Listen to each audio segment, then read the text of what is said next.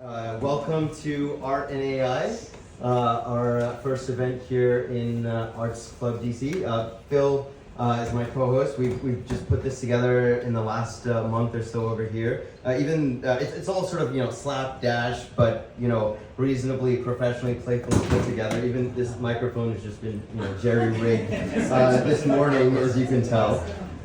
So just a little bit about, first of all, about this space. So Arts Club just opened in February. It's hot off the press. I think you're the first event that has been had here in terms of a talk panel discussion. And they bring in people to learn how to paint and do art. And sometimes it's companies and corporations, sometimes it's little small dinners. So it's a place for artistic thoughts, ideas, learning to happen. And so we just thought it would be a great place for our first event. Just a little bit on what we are going to be talking about and trying to create over here. So we'll start off just with the basics of what is art in AI. So art, is where we leave that mostly up to the audience and speakers. It's entirely subjective and based on communities and individuals. How we define art. But when we refer to it during this talk, we're talking about people who expression in a visual, audio, or written fashion is sort of broadly what we're talking about. And when we're talking about AI, we're referring to open AI. Artificial general intelligence definition, which is highly autonomous systems that outperform humans at most economically valuable work, or are smarter than humans at certain specific tasks. So that's sort of how we've structured AI. And so there's some key debates going on in the world between art and AI right now. Conflicts over what online data and content can be scraped by AI tools and can be trained on them that allows them to create artistic content for when prompted, and then what can be copyrighted. Human artists, what human artists can copyright using AI tools, and then of course what AI developers and the AI itself can copyright. These are things going through the courts right now. And then what will the demand for AI-generated art be, and how much will the public and gatekeepers want to pay, and how will they monetize it? And last but not least, how will AI expand access and democratize the process of creation, photographs, graphics, paintings, music, and make it easier to create something of quality in a short period of time? So these are some of the things that are on the horizon, being debated out in the public right now on the internet, and so we hope to shed a little bit of light on each one of these subjects.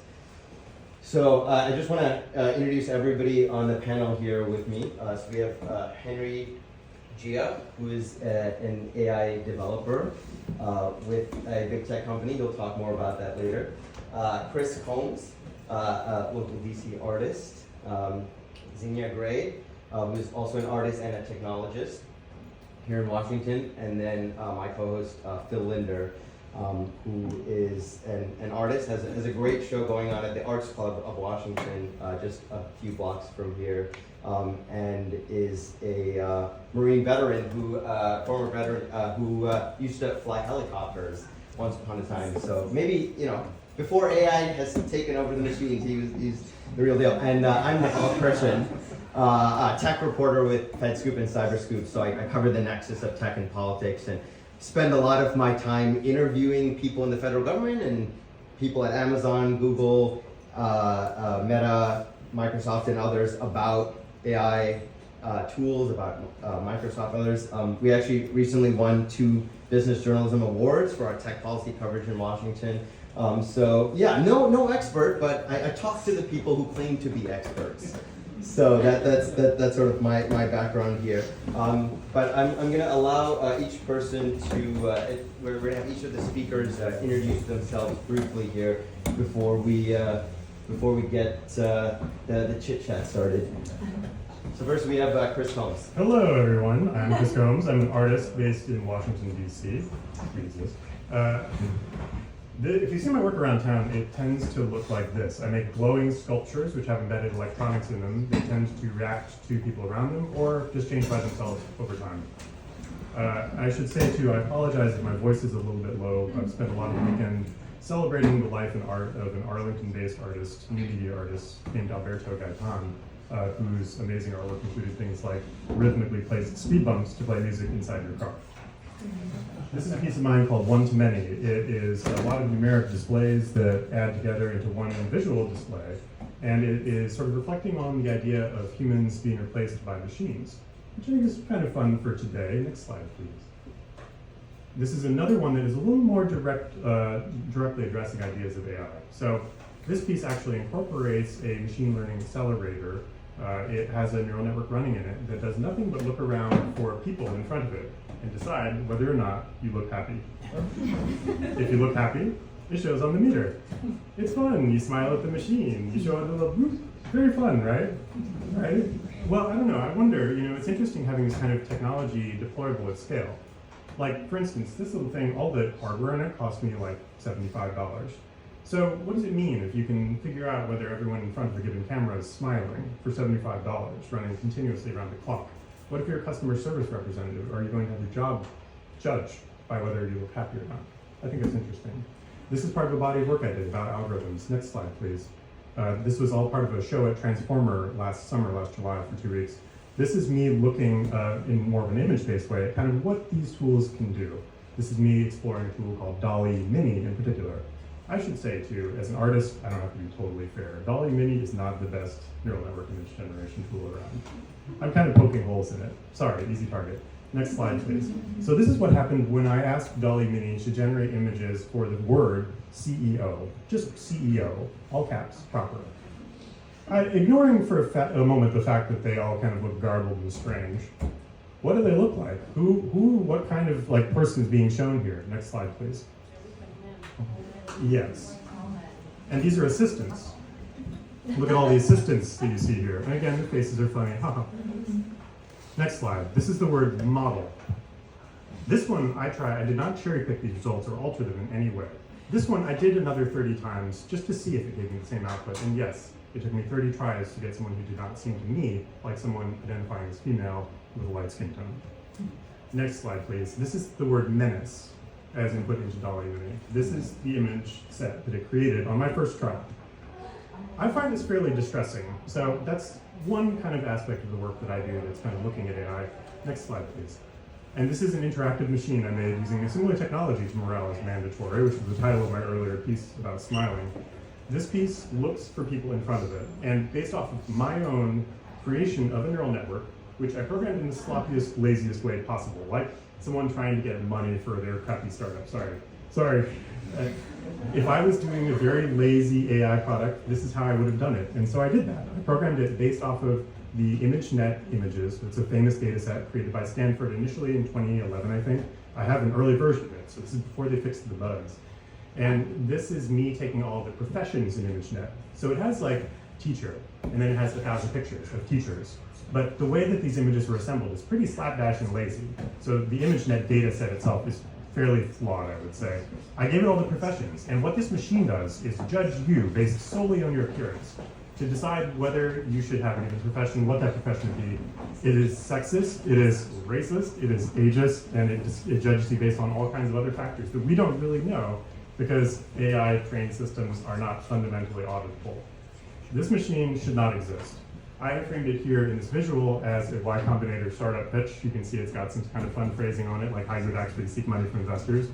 And because I think this machine should not exist, I threw red paint on it, borrowing a trick from PETA or other anti-fur protesters. So that's a sampling of my work. If you don't mind just hitting the next slide, that's a little bit about where I am, where you can follow me. I have some shows coming up, most notably the Paying Project for the Arts, opening Thursday the 13th. Thank you. Thanks so much, Chris.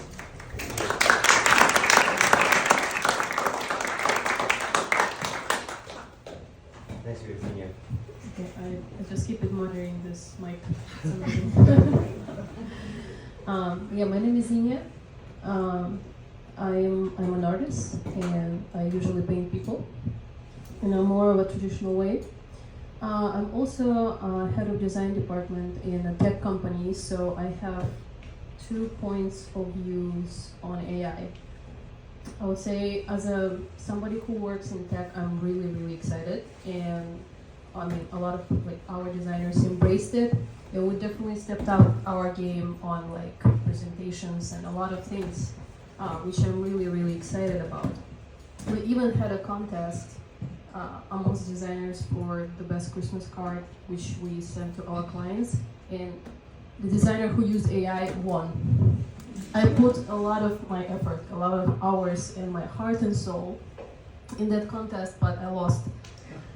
And what's interesting, our designer who created that, he said, "Oh, that's not me, it's AI."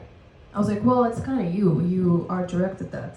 So there's definitely a debate, but still, as somebody who works in technology, I'm really excited about this because it automates a lot of hard work for designers, for digital artists.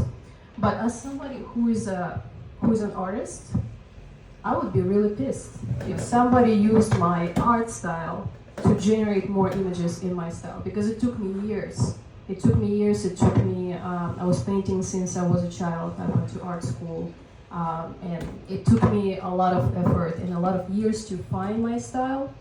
And if somebody uses that to generate more images, I would definitely call them out. So I honestly don't know how I feel about this. I know that the lawyers and copywriters, they're gonna definitely have a field day with that. But like as far as ethical, from ethical standpoint, I have a very mixed feelings about the tool. So I'm just looking forward to see how that is going to play out. Yeah.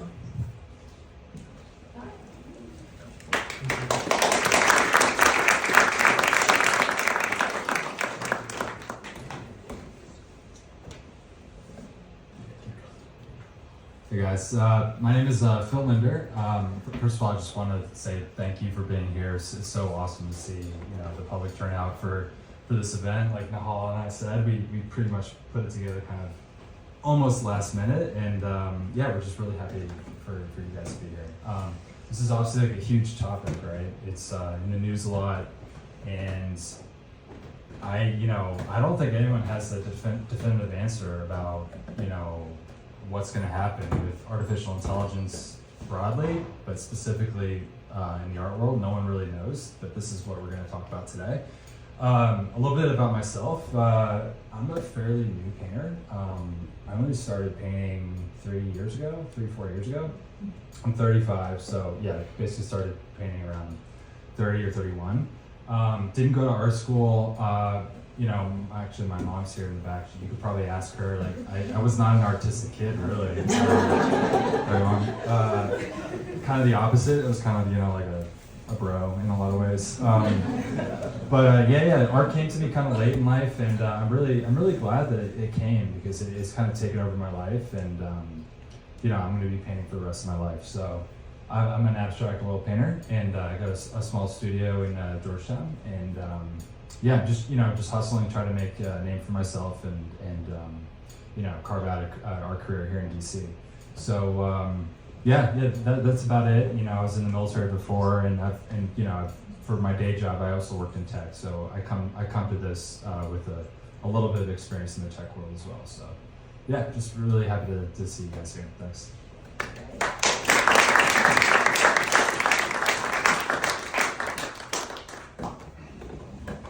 Well, hi everybody, I'm Henry, and I have zero artistic abilities, so I'm only in tech.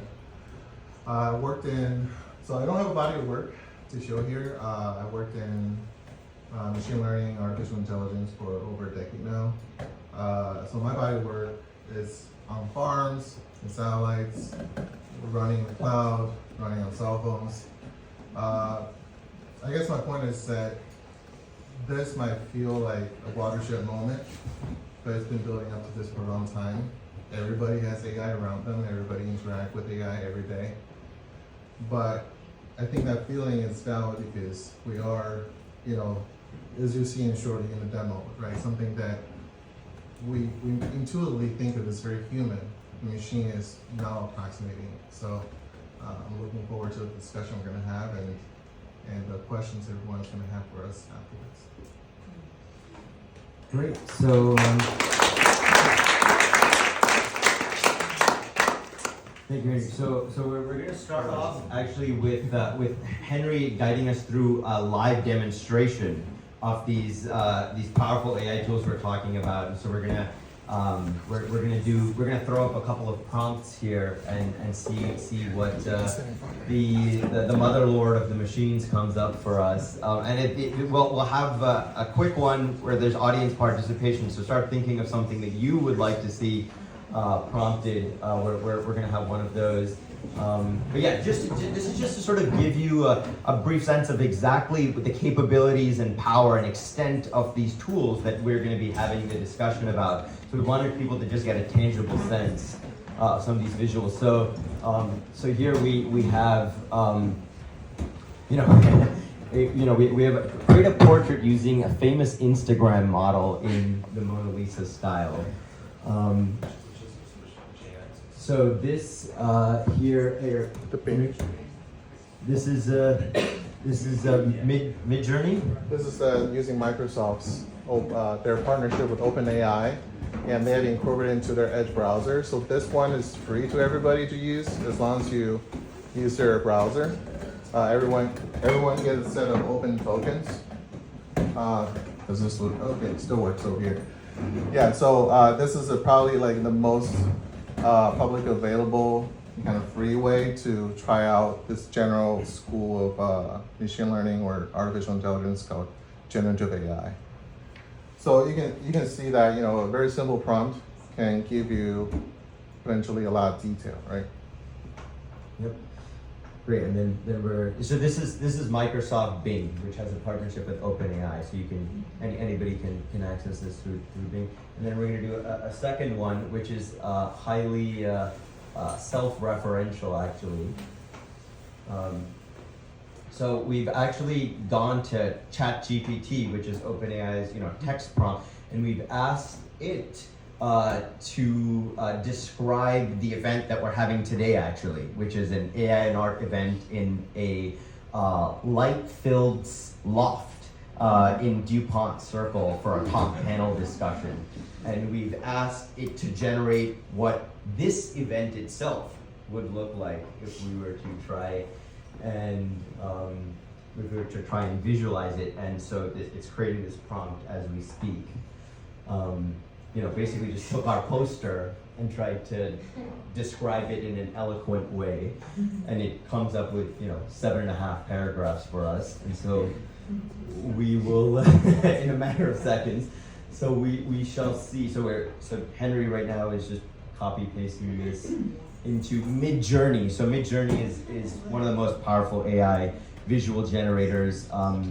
I think this one, either you have to have a subscription or you have to volunteer your computer to run the data. So this is a little more onerous, but anybody can use it.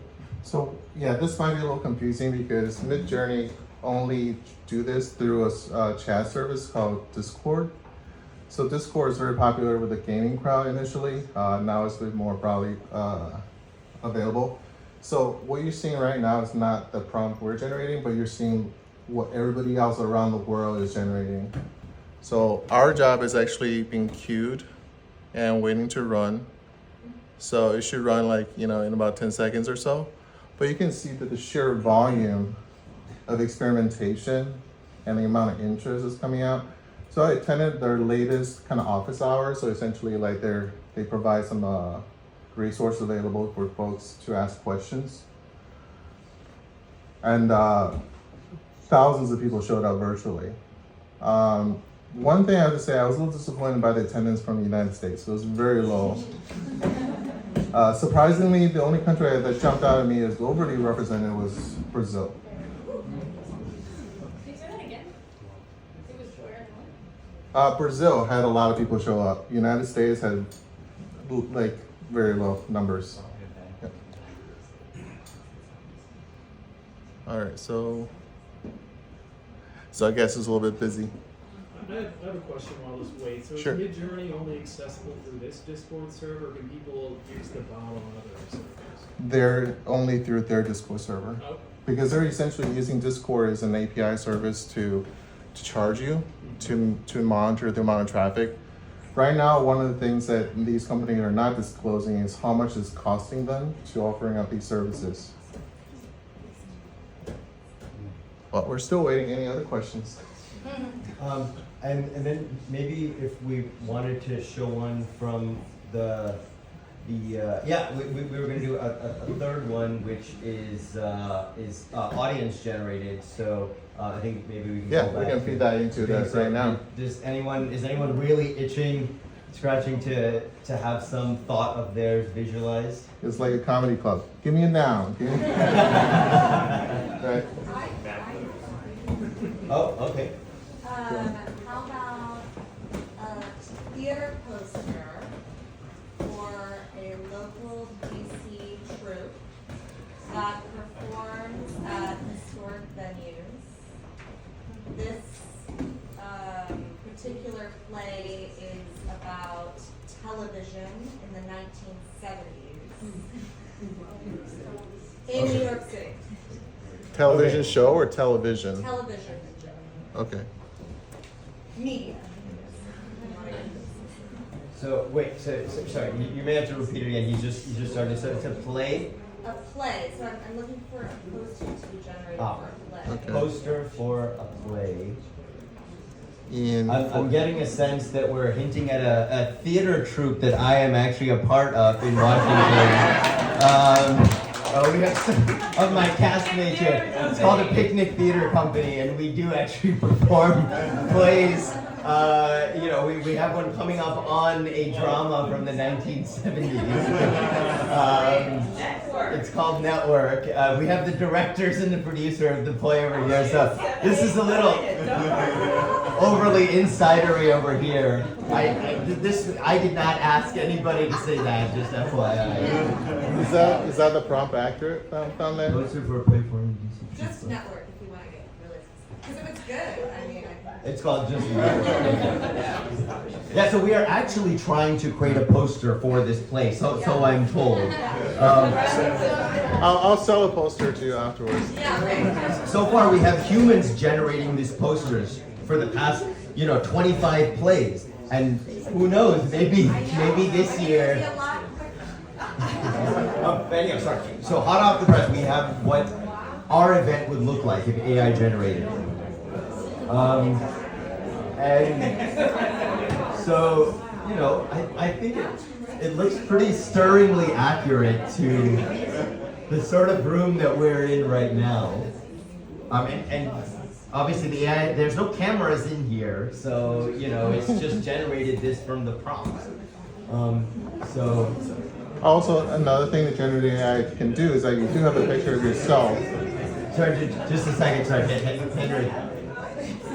So another thing that these generative AIs can do is that if you have a picture of yourself or a scenery, like you can upload it, and then essentially help let the AI do edits or kind of essentially do manipulations on that image as well.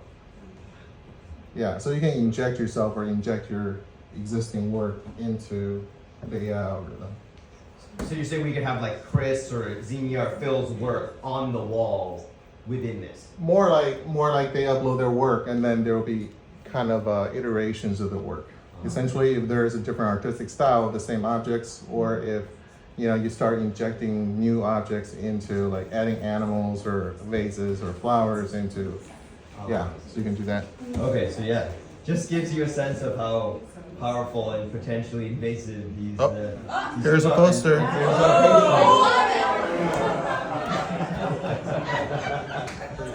So, one of our faces could be on this poster. Does this actually look like? This feels where I was going. Oh, okay. Certainly the color palette. From the artist's mouth to the AI screen. So yeah, I think I think this is. Thank you so much, Henry, for this demonstration. I think it really underscores the conversation that we're going to have. Just momentarily, but sorry, real quick question. Well, yeah, just to start it off, as the Discord was sort of scrolling through really quickly, speaking of people injecting their own images into things, I saw a lot of Piggy the Frog, the like 4chan racist symbol, So do you all have any concerns with making this so widely available to anyone who has $5? So we are going to take that at the end of the Q. We're going to have a full Q&A at the end. So we'll take that then. But here, let's all. Can I ask you a question? Yeah. Are you planning to have this session again anytime soon in a bigger room? This is what we have for now, and we shall see. Maybe the Kennedy Center if they'll have us next time. Or a space that you recommend.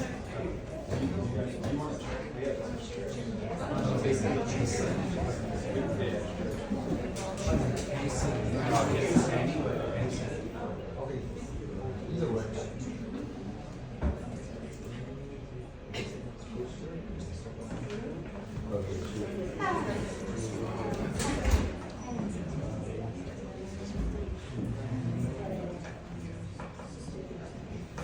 Okie dokie. So we're gonna get things kick-started here.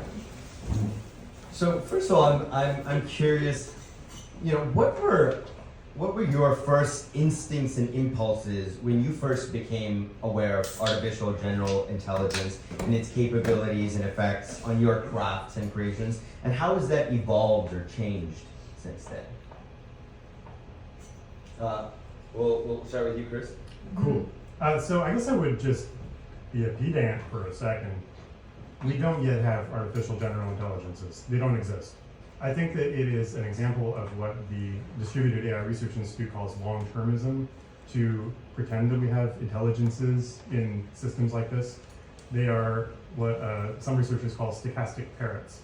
They have ingested little fragments of things and spit them back out without any comprehension of what they actually mean. Unlike actual intelligent beings like your puppy or any of us. So I don't think we have the thing you described yet. I'm happy to talk about what I think of with it. I think it's interesting and really kind of exciting to see like what machine learning can do.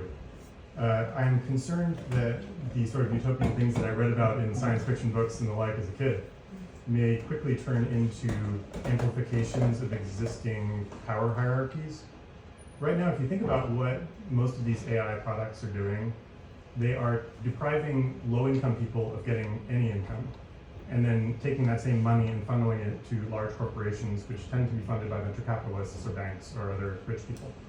So I think it's interesting to take away money from extremely low-income people like classifiers, sorters, people deciding about content on Facebook or elsewhere, to take that money away and then centralize it with people who already probably have a lot of capital at a time when we have record high income inequality. To me, that's the opposite of the utopian stuff I read about as a kid in science fiction books. So my thinking on that has definitely changed over my life, unfortunately. Thank you. Henry? Sure. So I started getting involved in this when ML was still very niche, right? Like there was some tinkering in the defense industry, wider application in the finance industry, right? So the precursor to ML is what we call statistical learning. So now we have come a long way. Has my opinion about this whole industry changed? I think I knew in my heart like this day was going to come sooner or later. It was a little bit, maybe like 2 or 3 years ahead of schedule by my timeline. And we are heading to AGI. And it's really hard, like nobody can really predict when that's gonna happen. I think this is a change that we had time to prepare for, we didn't. As a society, as governments, they kind of put it off, they kind of pretend that it's not coming. It's not too late to act. A lot of the stuff that Chris talked about is absolutely real. But without regulation, without protection of rights, without some kind of mediation, like a mediation measure, this is going to be world-changing, not in necessarily the way we want. Because right now, the concentration of power coming from this is really those who have knowledge, those who have access, and those who have money. So I think AI is, internet and social media, in my opinion, is like a mirror to humanity. And AI is like one of those makeup mirrors. So it's really zoomed into us, flaws and all. And we have time to change it, but I don't see a lot of action taking place so far. Well, I mentioned a little bit earlier that I have very mixed feelings about AI. And when it comes to art and AI, at first I was very confused and I started seeing all kinds of images online, on Instagram, like crazy looking. Then I kind of started learning more about ChatGPT, which I use all the time. I'm good at painting, I'm not good at writing, so it really helps me a lot. I'm really excited about that. But then when it comes to art, I got excited at first because the thing is, I know a lot of artists are upset, and digital artists are upset about AI art because now they say, oh, well, now anybody can do it. But the thing is, anybody can do it, but guess what? Nobody does it. What I'm trying to say is, if you want to generate a really like a valuable artwork generated by AI, you have to know how to use the tool. You have to know which prompts to use, because the thing is like, yes, everybody can do it, but the thing is, you look at it, and if it looks like AI generated, it devalues. Like it doesn't have the same value.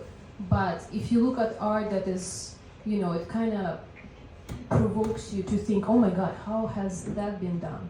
Is it made by AI? Is it like, so if that's kind of like you have those feelings and it looks like very complex and very interesting, you have to have a skill to use that tool.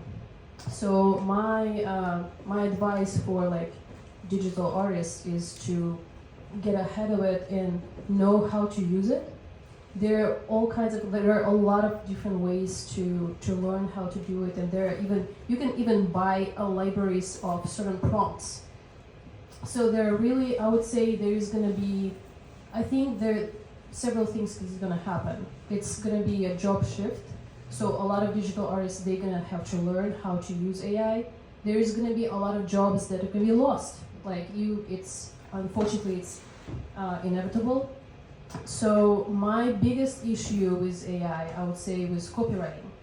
I don't know how to copyright it. I read a lot, I researched a lot, and what it comes down to, what I think is gonna happen is the more artists gonna get upset with that, because like for example, there was a case with a famous comic artist and Getty Images. Getty Images, they filed a lawsuit against Stable Diffusion, and basically, the more those cases gonna come up, the more regulations those AI tools gonna face, which is a good thing for us, for artists.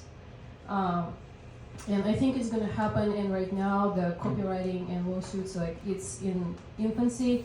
And honestly, I don't have an answer. I don't know what's gonna happen. It's hard for me to predict.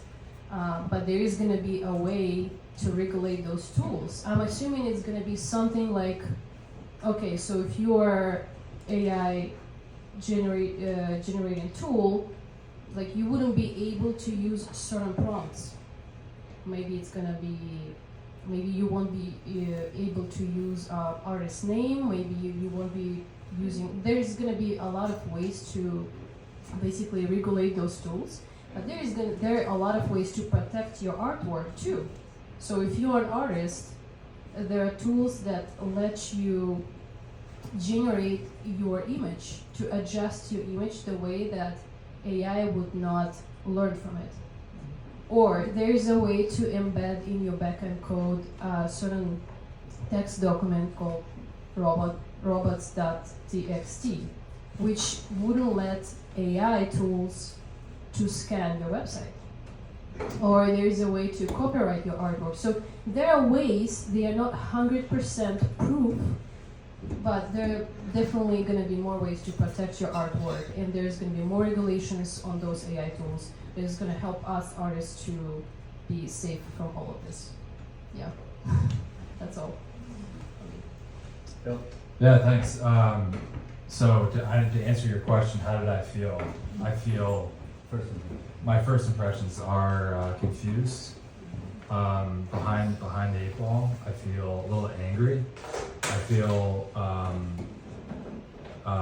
uncertain of the future, but also in a lot of ways hopeful and confident that humans will ultimately value the work of other humans. So I guess I have a belief in humanity and our interpretation of art. This is a huge like philosophical question, right? Like, what is art? You know, is an image created by an AI, is that art? Like, I have a certain opinion about it. I'm really curious to hear your opinion about it. But in my mind, art is human emotion expressed through technique, okay, of some form. And the key is human emotion. So I agree with Xenia. I think it's a tool. I think perhaps maybe the people that utilize these tools, like the prompts, I guess the prompt engineer, that's the term, right? The people that prompt AI to create images, maybe they will be considered artists in their own way, because it's like they come to the AI with a creative idea. But then again, that's just them typing in a prompt into a tool, right? They don't know how to create the image themselves. They're not trained in drawing, they're not trained in painting, they're not trained in music. I mean, this is not just coming for visual images, this is coming for music too, for all forms of artistic expression. So it's just, again, like, you know, I really pay attention to people that are much smarter than me in the tech world who talk about AI with fear. Like, I don't know if you guys saw, like, Sam Altman, the head of OpenAI, he had like this huge interview on ABC 2 weeks ago, and he was more or less like, yeah, I'm a little scared. Like, I don't know what's gonna happen. When Elon Musk is like, this is bad, you know, I know people, he's a controversial person, but I can say he probably knows a lot more than I do about this stuff. So when the leaders of the creators of these own tech tools are voicing concern, like, we should pay attention to that, because they are the ones that are gonna benefit the most. They're the ones that are gonna make ungodly fortunes, you know, with this tool. So, and this is like the second wave of tech. Like, I'm a millennial, so, you know, I'm sure there's a lot of millennials. Like, we remember when like Facebook came out. Like, Will, you remember that? Okay. Facebook when you're in high school? And like, what was the whole narrative out of Silicon Valley then? This, you know, we're gonna make the world a better place. Remember that? That was the mantra out of Silicon Valley. And I mean, I'm sure it has. And I'm not a Luddite. I'm not a Luddite. Like, I like tech. I'm not saying tech is bad, but like, the tech people these days, they're not saying that. The narrative has changed. So I think we should pay attention to that. Thanks, Phil. So, real quick insight from a journalist perspective. I'm not an artist per se. I'm a little bit of a wordsmith. You know, I write stories every day. And I have tried to have ChatGPT and others help me with my stories, for example, but this thing is an absolute crapshoot when it comes to facts. It does not get the fact right. I fed it an article from the New Yorker on Salman Rushdie to ask it, you know, okay, summarize this article. So Sam Altman, the head of OpenAI, says his favorite thing to do with ChatGPT, these OpenAI tools, is to summarize things that are lengthy, right? Let's say somebody wants to find out a summary of this event. That's something we all like to do. And it could not summarize this New York article. It was making up quotes out of thin air, things that Salman Rushdie didn't even say. And so, you know, I tried 30 different ways to try and get it to say what was an accurate summary of this, and it just could not. I think that will change over time, but as somebody who, you know, people say journalist jobs are going to come at the risk of this, I don't see that happening right now, or at least in the coming months or year or two. But it does show that there's immense potential with this. If they get it right and you do feed it an article or a video or something else, ask it to summarize it, or, you know, some event happens, summarize this for me, it could make it much easier for me to do my job. It could make it easier for an editor to assign a task. But I think it is far, far from getting hard, basic facts in many ways right. Some facts it does get right, but I think much of the time it does not. But, you know, something I wanted to touch upon that Phil talked about is how, you know, the way that this narrative has been shaped, you know, when the internet first came out, we had search and we had email and we had social media, you know, there was a lot of fear then as well, you know, the way we've had with television or radio or any new innovation. But I think that the part that I really want to focus on is the inevitability of AI tools and technology. And I'm curious how each of you view the inevitability of it, regardless of what, tantrums or frustrations we have, it's coming, right? There's no way of, putting the toothpaste back in the tube or moderating content the way we try to do on Twitter. As we said, the creators themselves don't know what's in it or how fast it's coming in. The perspective that I have that I wanted to hear from you is, regardless of our fears and anxieties, Congress is not going to do anything about this anytime soon. Rules and regulations are not, they will come, but it's not going to happen in the next 6 months or it could take years. We've been trying to do data privacy, and so I track this very closely. An actual real regulation, at least in America, or copyright changes are not going to happen anytime soon. And so I'm curious, how do we over here as, lay people and, people in DC, how do we make sense of the fact that these tools are coming, regulations are probably not coming anytime soon, and make sense of the changes in our lives, in our careers and professions, and how to process it all? Sorry for me. So given that premise, right, we can't count on the people we elected to office to take actions.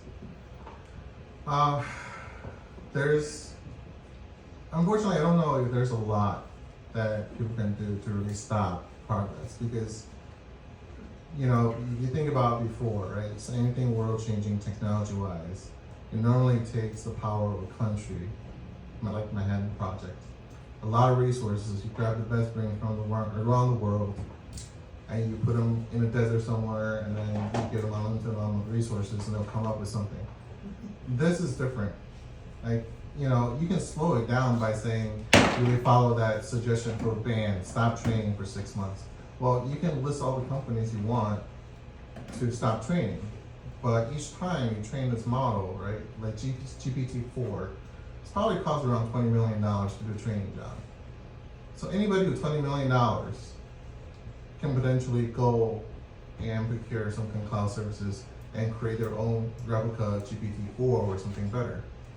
I think maybe the social activism element is still very important, because we need to push for regulation, because in some ways, these large tech companies, including some part of the interview with the OpenAI CEO, they want regulation, because as business people, they don't want the uncertainty. They don't want to spend money on something that eventually will be outlawed, right? Like Italy just banned AI. Like, I don't know how they're going to do it, right? I don't know if all Italians are thrilled about that, but they're very concerned, right? A straight up ban is going to be very difficult, because this is something that can be done very small, with relatively small amount of resources, with very few people, and they can generate something that can potentially change the world, right? So push for, call your senators, call your congressmen, making sure that when you vote, there is some kind of tech literacy in your candidate, right? How many times do we ask these candidates, how do you feel about data privacy? How do you feel about, unregulated use of AI? How do you feel about, what's your plan for the economy when these jobs change? I don't think these questions come up enough, right? Not to say the other issues like climate change is not important, but I think in conjunction with some of those things, like that congressional hearing with Facebook CEO, right? When they ask, like, how do you make money? You would have representatives asking that type of questions. You would have, in 2011, Supreme Court had a case where a police officer was using department equipment to sext each other, right? Like, but they're asking, what's the difference between a text message and a pager?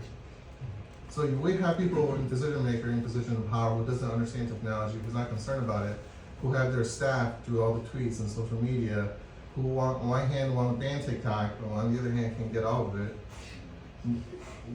We are, everybody's lost. The billionaires who want to make money off this is lost. The average citizens who feel their job might be threatened is lost. So I think the changes still have to be societal, have to be political. Technology is going to move forward regardless. Yeah, Chris, how can we make sense of the inevitable and boundaries and guardrails of your statement?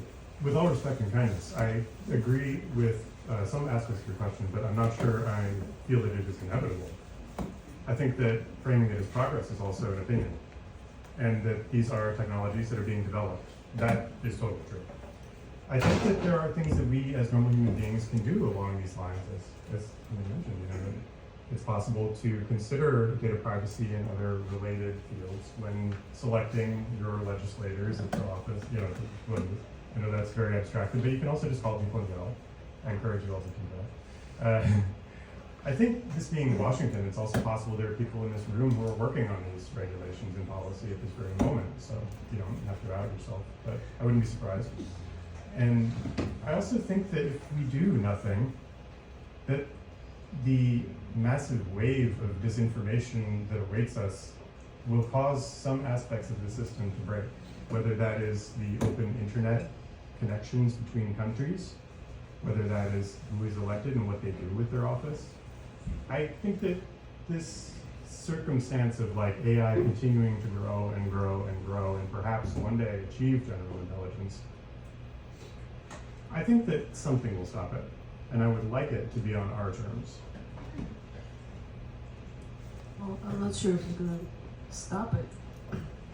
I would say it's definitely it's gonna have to become more ethical, for sure. Whether it's, I don't know in which shape and form it's gonna come, but as I mentioned, as artists who are being affected by that, we are the ones who have to push for it, and make sure that, you know, our interests are met and that the tool is actually ethical, and it doesn't violate copyrights. When it's going to happen, I don't know, and how it's going to happen. I do feel like it's going to happen once a big lawsuit's going to be filed. But I think it's all in its infancy right now. But how do you think, you know, if somebody here is in the audience is an artist or you know, creates and expresses in some way, how can they deal with and process the fact that there are tools like this and try to either use it for their use, for their creations, or create guardrails for themselves, the way that we create guardrails for our social media and phone use? You know, how does one deal with it on an individual basis? Individual? Well, there are different ways. So like, for example, I'm sure digital artists are aware of this visual platform, DeviantArt, the website. Like, for example, they have they have a preference to opt out from AI basically discovering and scraping your image. So, and I'm sure there are a lot of websites that are going to be doing the same thing, where you will be able to opt out from AI. And in an ideal world, I wish and I want to see where you would have to actually, by default, you are opt out, and you would have to opt in if you want AI to see your image, to scrape your image from the website. It's not the case right now, but I do believe it's coming that way. It's going that way, because I mean, there's going to be just more and more people, artists, just talk about that. But as far as like now, like what you can do, like as I mentioned previously, like you can use certain tools to make sure to adjust your image so the way that AI wouldn't be able to learn from it. You can adjust the code on your website if you have a website. Yeah, there are different ways, and there are different tools, and there are going to be more of them. So I'm excited, cautiously excited about that. Phil? Aren't these like the internal contracts and NFTs? Isn't that the thing that we're talking about now? It's the internal contract in an NFT, because NFTs, yeah, things like internal contracts, like from Ripple.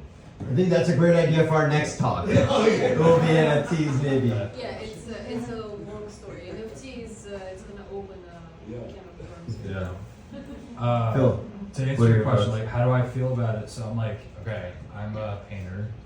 I apply oil paint on canvas. How do I use AI to help my life and my painting and my art? I don't know. I could use AI maybe to market my art better. I know there's a lot of like online marketing tools that probably utilize AI. I mean, there's no, unless I completely change my medium and become a digital artist, which is not going to happen. Like AI, there's no upside to my craft, right? It's not contributing to my craft. So, you know, I think the question is like for someone like me who's a painter, right? Like, is my artwork that's out in the marketplace, is it going to be devalued or is it going to go up in value with the emergence of AI? Zena, you mentioned the fact that AI is spitting out millions of images all day long, maybe because it's such a high volume of stuff that people, it's like too many images, right? And the marketplace is being flooded with images, and all of a sudden, you know, an original image that's crafted by hand becomes, you know, more valuable. There might be an argument for that, for sure. In general, I just feel like, what's the Greek myth where Daedalus flies close to the sun? And Icarus flies close to the sun, too close to the sun, and his wings are burned. I kind of feel like we're Icarus, and the sun is AI, and you know, and we're gonna get like we all saw the Matrix, like we like every science fiction movie points to this, so just a matter of time, I guess.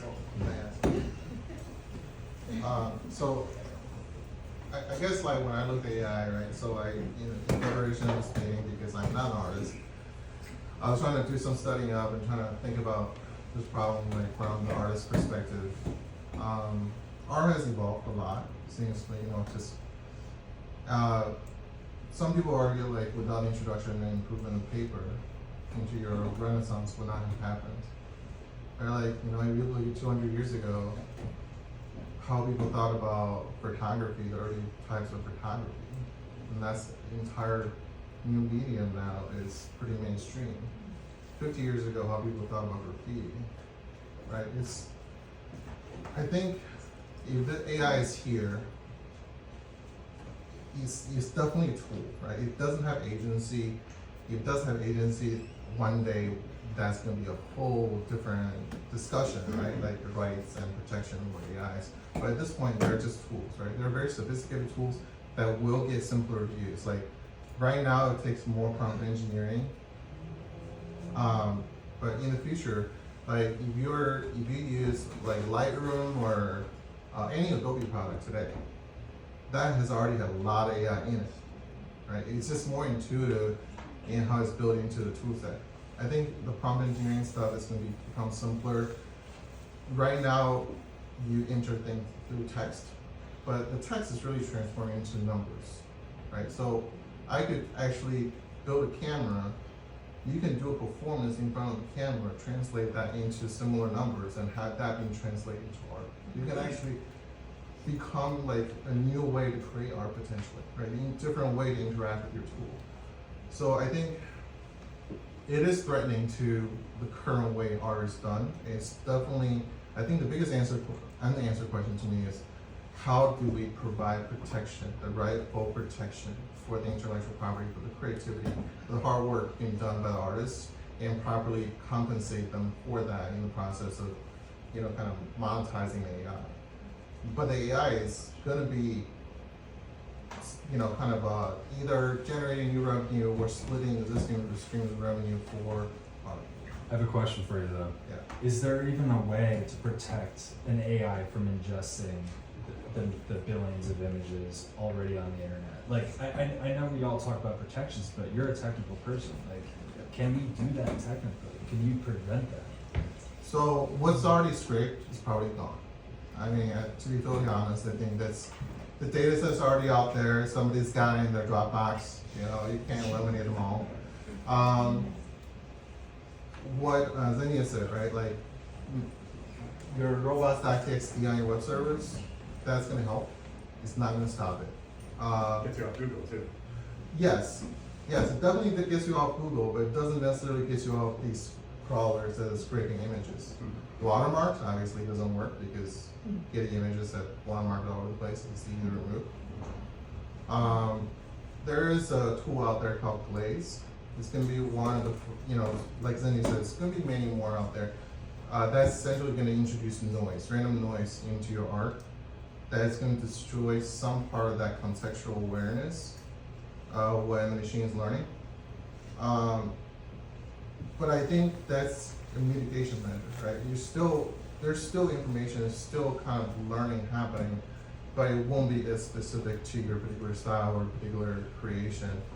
But I think I think without the next big leap in computing, right? Like, quantum computing doesn't happen in the next 5 years if there's no breakthrough algorithm. For example, these two algorithms that's making all the waves today, and generative adversarial network, the first paper came out in 2017. Stable diffusion came out less than 2 years ago. Right, so if we have another groundbreaking algorithm come out on a paper, that can take us leap forward. And then the computing power can boost it too. What that means is that combination of those two is right now the generation is not that smart because it's looking at pixel by pixel and is looking at only the pixel around it.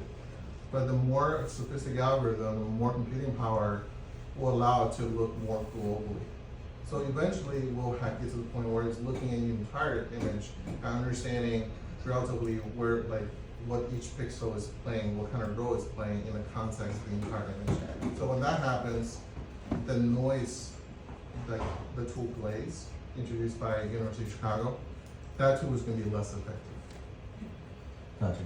Thanks, Andy. So, I feel like you said something interesting a minute ago, and I just wanted to pull it out. I think, if I may, Henry, you were suggesting that, to reword it maybe, it seems like it's possible for generated artwork, whether it's a GAN or whatever, to be a medium. And I think that's cool. That's interesting. And we already have had various versions of that, in the last couple decades, of like video art and, fractals, fractals, the Mandelbrot set, that's arguably generated art. That's interesting. I think, personally, just speaking for me, my beef with the existing wave of tools is that they are built on tens or hundreds of millions of stolen, non-consensually stolen images. And it is like putting the toothpaste back in the tube. I don't know how to unsteal those images.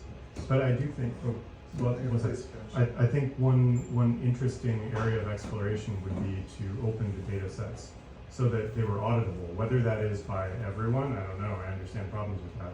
But it could be that there was some certification body, an industry certification body that willingly signs off on a given data set being ethical. I think there are avenues for this, and maybe they don't have to be through Congress, but it's not impossible to make ethical image generation AIs. So kind of one of the things that come up in in my research or like in this area is in the United States, copyright law is a little bit more generous when it comes to fair use, especially the transformative part of that fair use, right? In Europe, it's easier to make the copyright case to say OpenAI stability, Midjourney, all you guys owe artists some kind of payout. In the United States, there are a lot of cases, especially in the area of music, but definitely also in art. I think one case you might hear about is getting images lost and moves forward. And also there's another group of 3 digital artists who have a lawsuit against Midjourney. One of them that's going through the courts right now is artist named Richard Pence, I think. So there was a case where his art is based on collages and images of other artists, and he put them together in his artwork. And in some ways, his artwork is even more sampling of Richard Prince. Sorry, yes, Richard Prince. So his case will probably come up as part of defense for these AI companies and say, our work is transformative, and our work is using less information per image than someone say Richard Prince. So for that to change, obviously the straightforward way is to make a law to say we're going to change our copyright laws. We're going to have a more narrow definition of fair use, but also that might end up being more constrictive to some other creative avenues, right? Imagine rap music without sampling. Right. So this could become relatively, kind of in depth in terms of the arguments, but I think I would say getting images a better chance in UK lawsuit than they do in the one in the United States. Also, they're asking $2 trillion. So I think they know that this is more about PR than anything else. Because if that goes through, this room is going to be filled with millionaires. So it seems like we've sort of gone in a copyright direction here. So I'm gonna hold on that for a minute or two. So copyright governing boards all over are under enormous pressure right now to permit copyrights to be awarded to AI generated works, computer generated works. And so a lot of companies and individuals are fighting for that. For example, companies could use AI to produce music and then own the rights to vast quantities of like low-cost graphics, video, text for advertising and other things that's AI generated. And then courts like the U.S. Supreme Court have long held that an author has to be a human being to get a copyright. Meanwhile, some artists and companies, are fiercely opposing granting copyright to AI owners and users, and they argue that AI systems are gobbling up legally protected material without permission, and saying that granting copyright to AI works is legitimizing theft. What one artist said.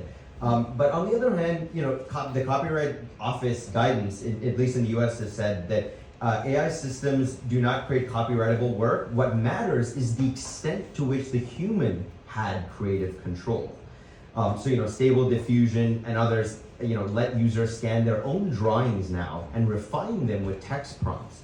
And so many artists believe that starting with their own original artwork will provide enough of the, quote, human element to sway away the copyright authority.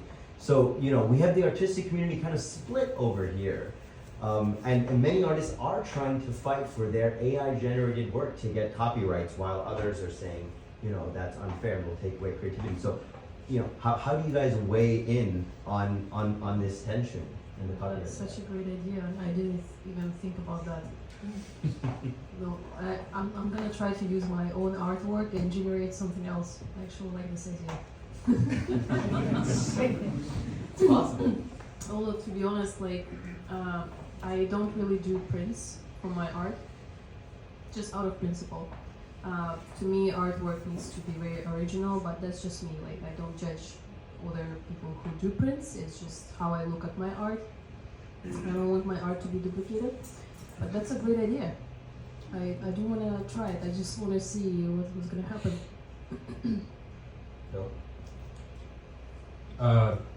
My take is the copyright issue is it's a real business issue, and business people will fight it out.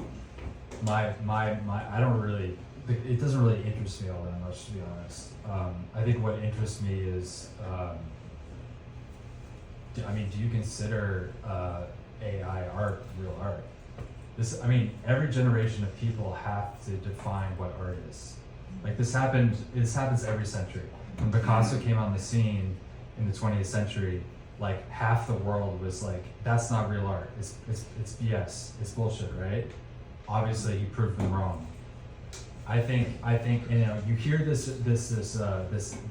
narrative of, well, this is just another form of art, right? I don't really think that you can make that argument anymore, because there's a human hand, there's a machine hand behind it.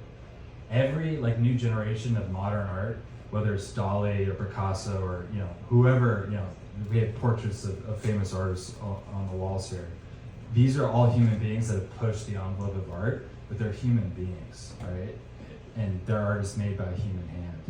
So I think the argument is the prompting of the AI tool considered the human hand behind the art? But the AI has an advantage that no human has. The AI can scan billions of images in an instant.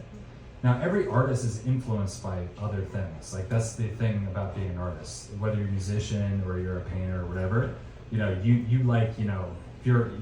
you're a singer, you're I love Beyonce, I love Whitney Houston, and you listen to them, and then that influences your own songs, right? And the AI is essentially doing that. It's doing that at a scale that's insane, right? And no human being can do it. So I think it's up to us, our generation. We have to define whether this is art or whether this is just tech product, that could be used for business or whatever. Actually, Nihal, I just wondered, do you want to ask the audience? I just wonder what everybody thinks about AI generated art. Like, do you guys consider it art or not? Like, What about photography?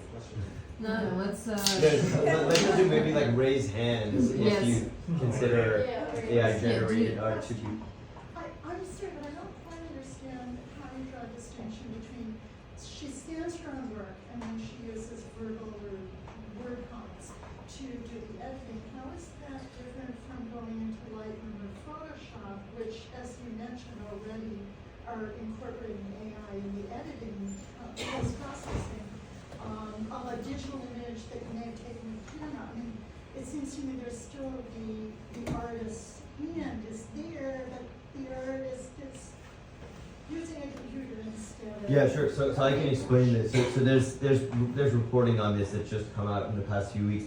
So basically, let's say an artist creates a drawing of a vase with a rose in it, by hand, by charcoal or by pencil or paint, and then you scan the image, and then the AI tool will provide a digitalized version of that. So it'll have it colored in. Maybe there could be a filter. So it just takes it and makes it into something that is more, I guess you could say, commoditized, and it can just do things that an artist would take maybe hours to do, or days or months. Well, like for example, But it happens within seconds. you. Yeah, there are iPad apps that do that in digital. Yeah, I think that's the question. Is like, where do you draw the line? Yeah, so it's cheating. It's like a good analogy is like who was that Olympic runner with the prosthetic leg? Historians. Yeah, remember him? And they were all like, oh, like he has a fake like mechanical leg that's like giving him like a competitive advantage in performance. I think that's a good analogy. Like, are these AI tools that artists are leveraging? Is it fair? Is it even real? I don't know. And the question that I wanted to get, Chris and then Henry's opinion is, the copyright law focuses on what matters is the extent to which the human has had creative control. So, how do we decide that? How do we decide, this is the line where the, human, there's enough human input, and this is where there's not enough human input? That's the gray zone that I'm trying to shed light on. I feel like I don't really need to come up with like a binary cutoff there. Sure. For me, it's like the more involved you are as an artist, the better the art is. And like to the artist's hand point, that was a very interesting question. I think for me, it's like the tip of the artist's pinky nail was involved when you. So much is going on in digital photography. I mean, that's very much a part of the way. I studied photojournalism. I worked as a photo editor at National Geographic. I understand, and it was very much like when iStock Photo came out. Like the bottom dropped out. The bottom will continue to drop out even more. No slight against everyone who sells imagery through those websites. You're about to get screwed. It's not. I mean, those tools do involve work.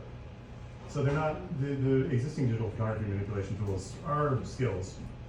It's easier than shooting it the right way sometimes, or probably much harder actually. But I see your point. I think it's a gradient, and that the more you put into it as an artist, the better the art will be. And what is art? I don't care. That's right. I love the questions, but let's keep them all for the end, please. Keep them up, and we'll get to them. Okay, then without answering the question, what's the topic again?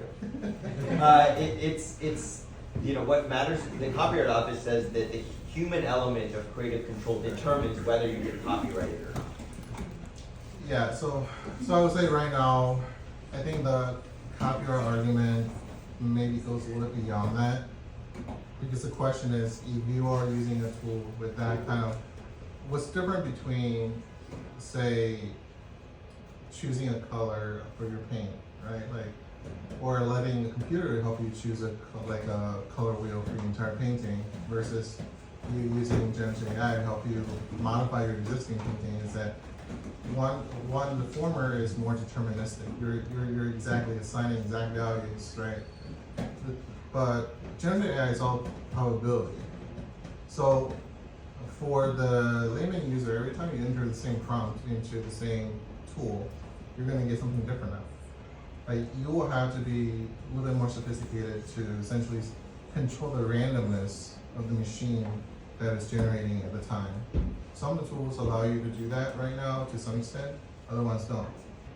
So how much is AI actually part of that creative process? And I wouldn't put it past, the possibility that there has to be a ruling whether or not the AI algorithm has to be a co-creator on your painting. There has been co papers being published in academia. I think it's more for PR purposes. They put ChatGPT as a co-author because they use the tool to help write the paper, right? But I think the community involvement piece, right, I think documenting in some way the specific creative process of the community involvement is going to be important as proof for that copyright process. And also, we look at it as a tool, right? Like, I think it's also going to be something that needs to be figured out for artists is that your tool set is not in your studio, it's not on your desk, it's in the cloud somewhere. How do you know it's not being changed? How do you, would you really accept someone's tampering with your brushes and paint and not knowing about it? Or even if you tell you, oh, we changed the paint, it's better now. But you're like, it feels different. Like, how do I go back to my old paint? And right, oh, we don't make it anymore, right? So I can make a case where it's important not just to learn how to use these tools, but also to have your own version of it. So that becomes your own, and then even if AI is ruled to be part of the creative process, you can say, well, I also had involvement in the creation of the AI, so that's part of my creation. So I wanted to sort of start wrapping up on the topic of moolah, money. So, so much of how we decide as society in a sort of objective, hard way of whether art is real or not is, are we ready to pay for it?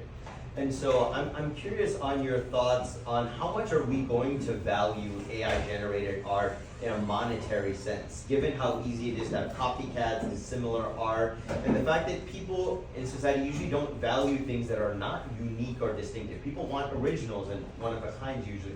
So, how much are we gonna value this in a monetary way, keeping in mind that art is a very gatekeeper-driven world. So, things that are approved by certain curators and museums and galleries and now influencers. That's what dictates it. So try to sort of peek around the corner for us in the coming years. What sort of art are people going to be drawn to AI-generated art, and how are we going to monetize it, or who will? So I think with social media, we have gotten lazy and a little bit of forgiving ourselves when it comes to consumption of art.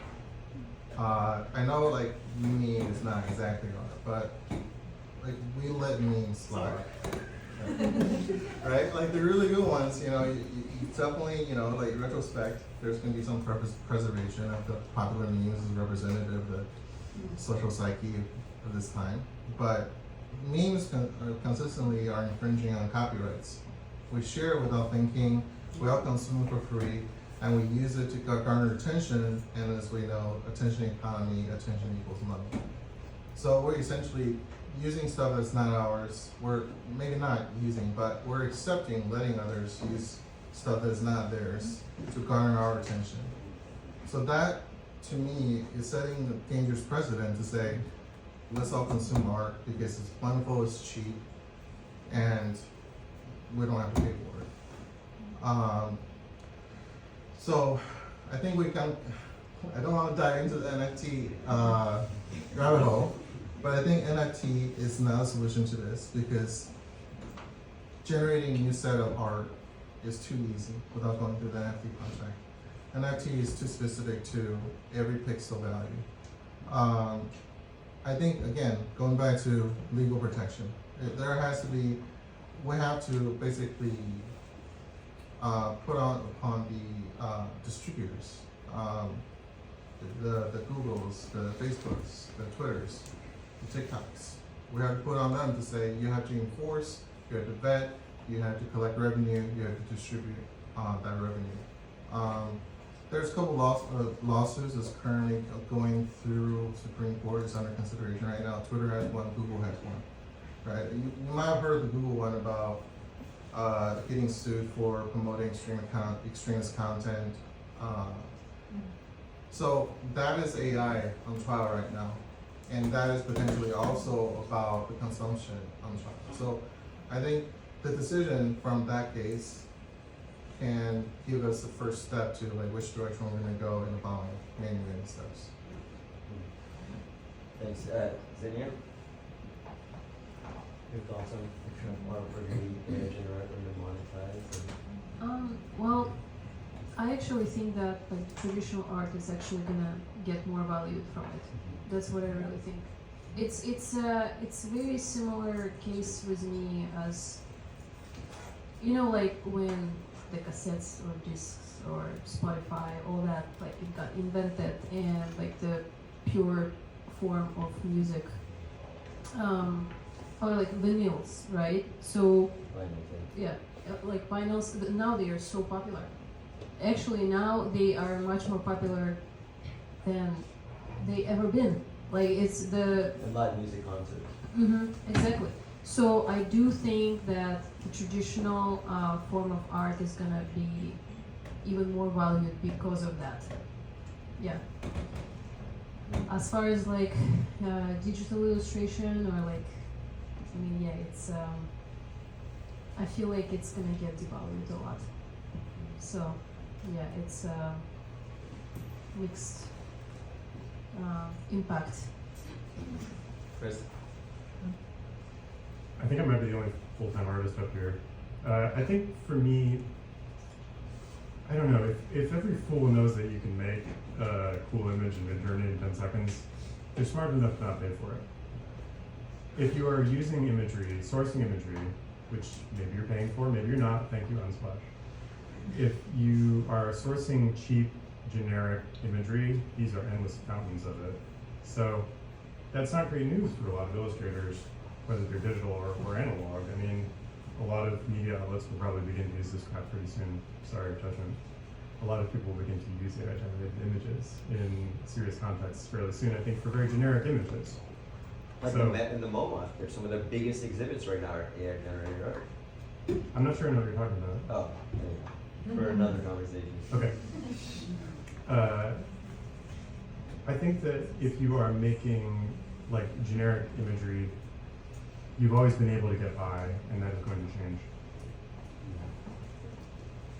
And then wanted to, my last question is AI coming for your jobs anytime soon? Is it leading to the demise of certain parts of our society? And any last words before we head off into the vineyards outside? Before AI takes over. Before AI takes over. Why isn't it? That's a good answer. So I think when I first started working with AI, the hypothesis is that it's going to threaten the repetitive manual jobs first. They always thought the non-repetitive cognitive jobs are going to be the last to go. So even before generative AI came about, we realized that, at least, you know, the people in the know realize that it's not true. It's not just art, right? A corporate M&A, merger and acquisition, used to take hundreds of investment bankers and lawyers. Nowadays, it's going to take about 20% of that. You know, so we have, I think last time I checked on FDA's website, you have hundreds of AIs being approved for medical use, right? So it's impacting a lot of these jobs. We always thought it's safe, it's solidly middle upper income, it's the core, right? It's like the hypothesis originally was like, at least the plan was, well, we want to take the strenuous, intensive jobs away from people and then help them acquire the skills, which the threshold will be lower by AI, to have higher value, higher income, longer lasting jobs. So my job I had, what I did day to day 5 years ago, has been automated. I work on projects that's trying to automate stuff that I did 2-3 years ago. Because you know, capitalism is about drive for efficiency, drive for productivity. So it's in some ways it's casting a large shadow over all the industries. like I mentioned, I work on farms and stuff, right? Like farmers love it because we don't have enough farmers. A lot of the farmers don't have someone to take over, so they want this job replacing capability. There are some other industries that see the same thing, right? Dangerous industries like mining. You know, there's a lot of positive things AI are doing for us. We're just not seeing it right now because we're sitting here talking specifically about this new ability that we're not used to. But maybe like on a closing note, I just want to say like our brain, the rest of our body, is evolved over millions of years. We are not evolved to go faster than 20 miles per hour, but we drive every day, we fly, right? Like it feels unnatural to us, but we do it. Like we're not meant to sit in front of a computer for 8-10 hours a day, but we're learning to adapt.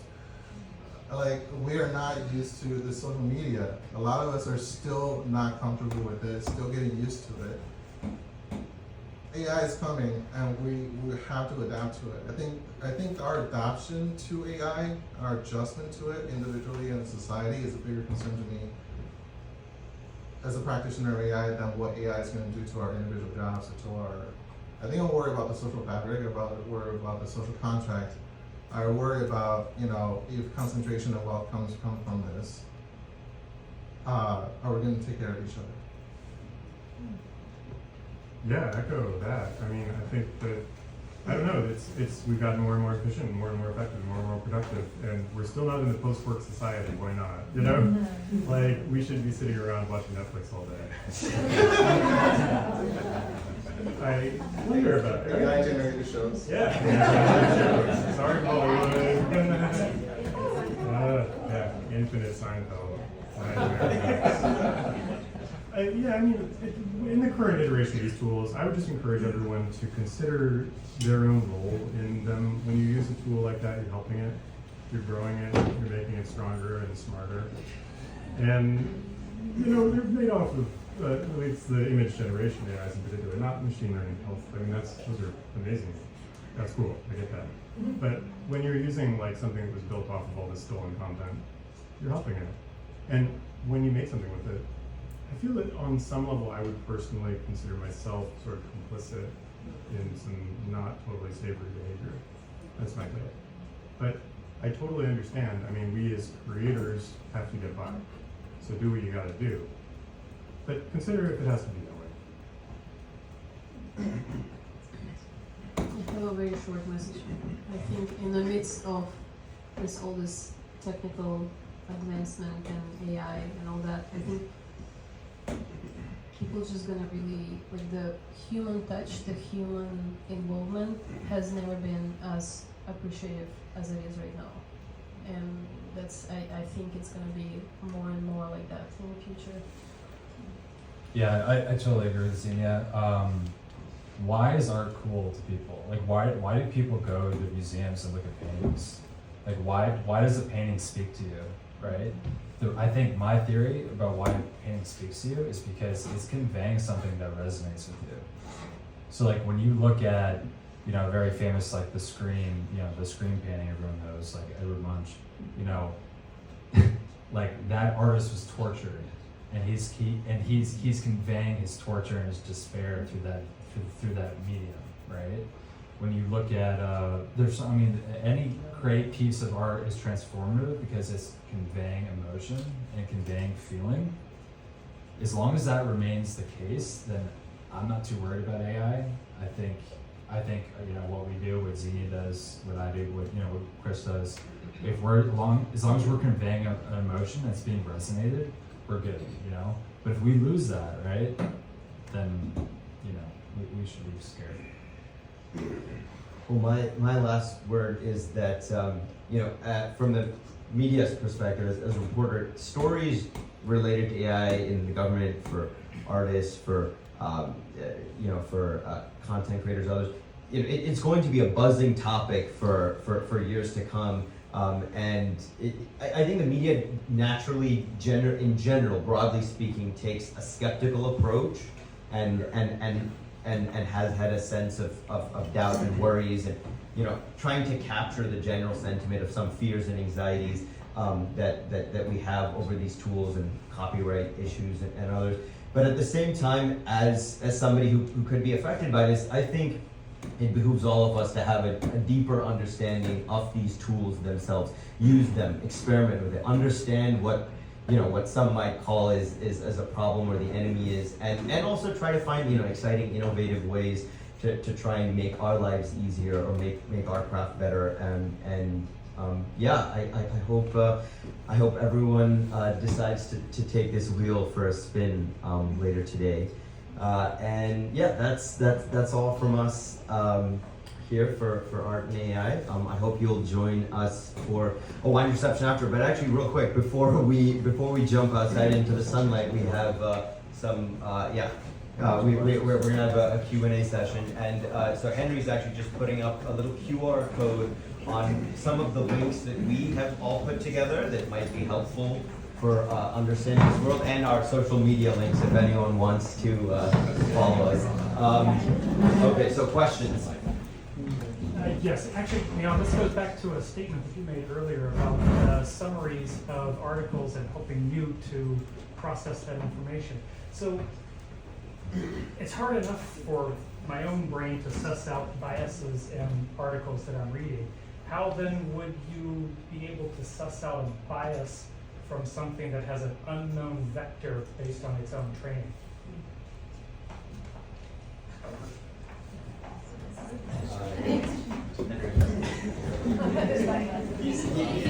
He's the AI developer, works for a big tech company.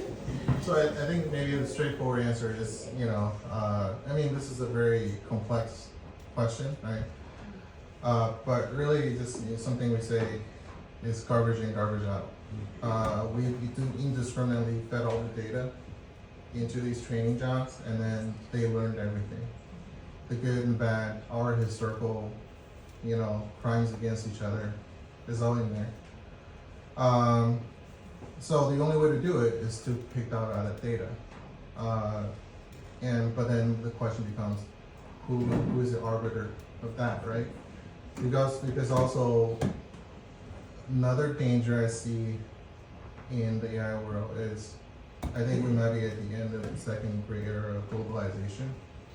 So what happens when we have different tech ecosystems that's developing our own AIs that has their own definition of bias? Like Midjourney, what I just showed you, right, is Western developed. Until they released version 5 just a month ago, they could not get Asian people right. Like the example that Chris showed about the CEOs.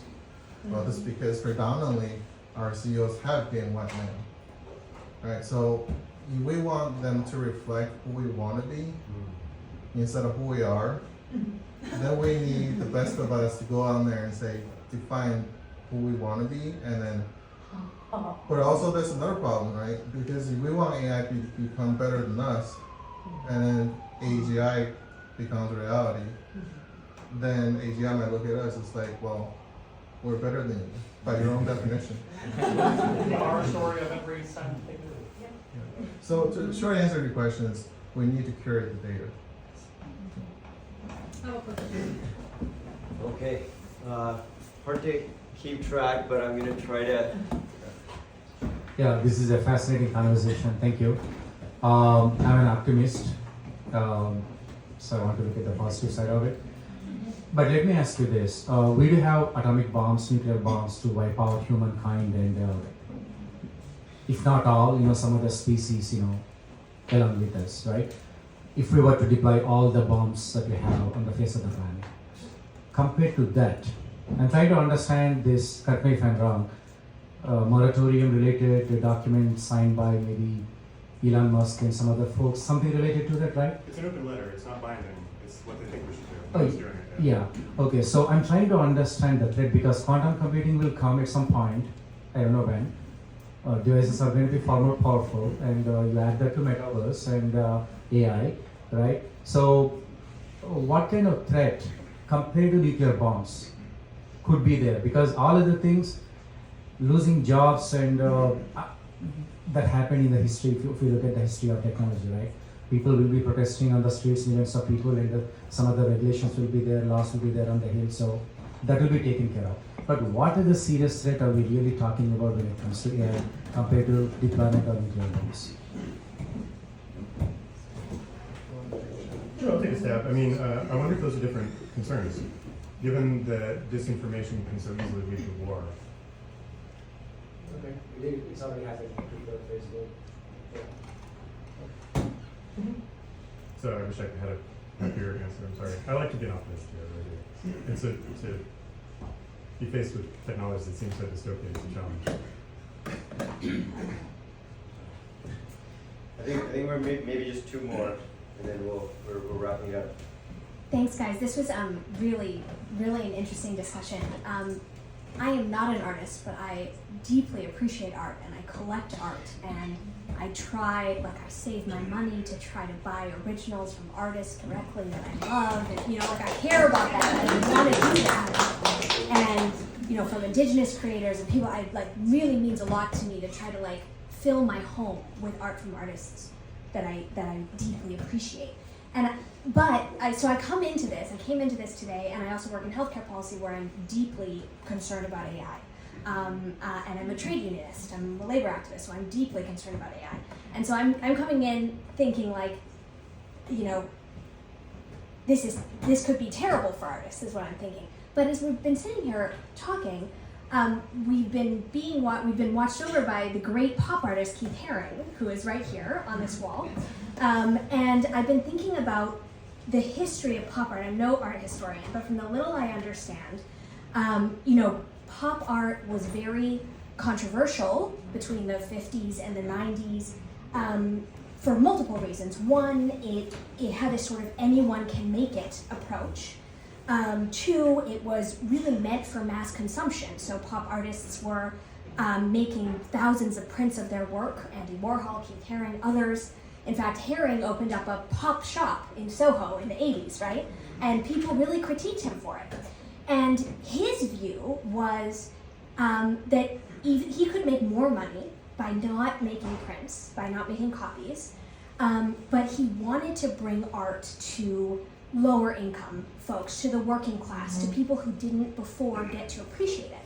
So as someone who comes into this critical of AI, I'm now seeing Keith Haring and thinking, how do you guys see this? And I think, you know, Phil and Chris, you both alluded to this about the history of art over time, of artists, people questioning whether a new type of art is art. How do you see AI, the ability for mass consumption of AI, or of art through AI, the ability for people to create their own art who may not be, you know, skilled and trained in the way you all may be? How do you see AI fitting into this legacy of pop art? Because the pop art controversy is relatively recent historically.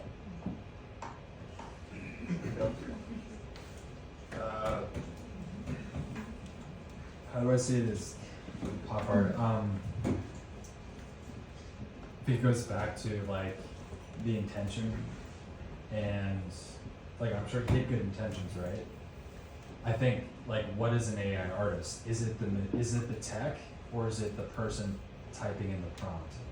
I think that will be defined as an AI artist is a person that's, like, really creative, typing in a super creative prompt and getting a very creative output. So that's where my mind goes. I think, to her point, like, illustrators and, like, commercial art, like, that's a thing of the past because AI can just do it better and faster. So I don't really know, but, like, I'm with you. I'm with it, yeah. That's why I didn't want to pick up the microphone, because it's just too controversial. Yes. I guess I would just go a little bit deep on the question for a second and ask whether art is the same thing as images. And these are image generation tools. Art is a complicated thing. I might have mentioned earlier, it's not really, it's not really defined what it is. But I would say that, like, Keith Haring was kind of the original meme lord, right? Like, I mean, not the original, there've been plenty before him, but he had a style. And that was kind of what was on offer, not an individual image as much, although certainly having one was huge to you as its owner. His art was his vibe, you know, and I don't see a Midjourney vibe, but who knows? So right now, since this is so new, as far as I know, like nobody has made a name for themselves as exclusively an AI artist. But there are definitely people who are gathering thousands, and not tens of thousands of followers on their social media because they are very creative and they know how to control AI. So AI, I think the way they describe it is like, if traditional way of creating art is like riding a bicycle, creating art with AI is like riding a horse, right?